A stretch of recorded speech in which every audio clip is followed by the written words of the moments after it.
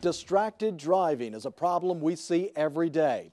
It's something I'm guilty of, you've probably done it, or I know you've seen it. And the consequences could be deadly. So over the next few days, we're taking a close look at what the dangers are through the eyes of victims and the people who are on the roads every day, and the solutions. This week, what you can do and others are doing to prevent it. But tonight, what is distracted driving anyway? Here's how the Mississippi Highway Patrol defines it in 3 definitions. First, visual distraction. This is any time you take your eyes off the road, and it can be as simple as looking at the neighborhood around you. The second, we have mental distraction. This is really easy to do, just thinking about something else and not focusing on what's happening behind the wheel. And then there's manual distraction, taking your hands off the wheel. That can be eating or, of course, using your cell phone. And by the way, the phone can create all 3 types of distractions. And however you define distracted driving, it's happening all around us. It's just a habit to look at my phone right when it buzzes. We have music on our phones, we have all these apps, Snapchat, texting. It's just a distraction. So many distractions causing drivers to look away.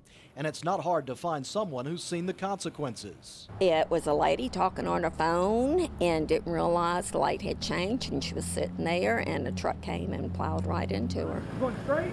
Okay. Paul Cannett directs traffic in front of Biloxi High School, and dodging distracted drivers is part of his routine. I've had a couple close calls this week with myself, people not paying attention, trying to tell them to stop, and they're either on their phone or looking away or whatever they may be doing and not stop. The numbers back up the problem. A survey conducted by AT&T found 49% of commuters admitted to texting while driving, and more than 40% called it a habit. I consider it just the same type of problem as drinking and driving. Dr. Samal Patel is an ER doctor at Garden Park Medical Center. Too often, he has to deal with the results of distracted driving. Since 2015, more than 7,000 young people nationally between the ages of 15 and 24 have been killed in traffic accidents, and that's a number that hits home for Patel. Worst impact after a tragic injury that's due to distracted driving is telling the parents. It's devastating to face them in the eye and say, hey, your child had this grave injury due to an injury that was caused by distracted driving. To prevent injuries like Dr. Patel is talking about, Garden Park takes a message of stopping distracted driving to schools. The more and more we talk about it and get it out there, hopefully the more and more we make a difference. Nurse Naomi Sigmund says the reason why not to do it speaks for itself. That means death. There are 9 people killed every day in the United States, and 1,000 are injured from motor vehicle accidents from distracted driving. Although using a phone is the first thing that comes to mind with distracted driving, it's not the only cause. I've seen people driving, trying to light a cigarette and turn into a school at the same time. A study of the causes of distracted driving found 12% is caused by cell phone use.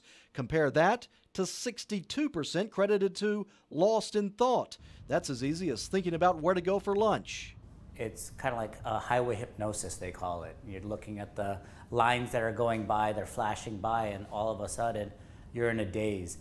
When you're in a daze, you're not really necessarily paying attention. Your mind is not there to make sudden actions if something were to come up. When Paul Cannett isn't directing traffic and he's behind the wheel, he says the temptation is there to look at his phone or something else, but he's learned the temptation just isn't worth it. When you've almost been hit by a car several times, you tend to take a look back and think, wow, maybe I shouldn't do that. If I was in their shoes, I wouldn't want somebody doing that to me. Some things to think about there. Tomorrow night, Jonathan Brannon talks to victims of distracted driving. Now, we have a wealth of information right here on our WLOX News app. And if you go to the app's extras section, we have articles, polls, videos, and we'll have all of our WLOX News report this week on distracted driving right here on the WLOX News app.